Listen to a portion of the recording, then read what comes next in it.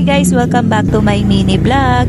So ayun, dahil gutom na naman kaming dalawa ni Bibi, ayan, nag-crave kami pareho sa noodles, sa ramen noodles, ayan. Kaya pinuntahan namin yung sinasabi po nila na masarap at mura pa at sulit na sulit dito sa ramen store na to. Ang store na to ay located sa LCB Building, Pasita Main Road, San Pedro, Laguna. So ayan, ang pangalan ng store na to ay South Street Ramen. At bago kami makarating dito sa store nila, nakita ko sa online na okay yung mga reviews ng tao sa kanila, pati yung ratings nila. At aside sa ramen noodles, marami ka rin pagpipilian ditong pagkain sa kanila. Andito na yung chicken wings, fries, lechon kawali at iba pa.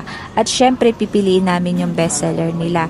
At yung pinili kong ramen noodles, yung tinatawag nilang tantan men, at yung isa ang pinili niya ay chicken butter. So pagka-serve sa amin nito, sobrang nakakagutom yung amoy. Ay, yan yung itsura niya guys.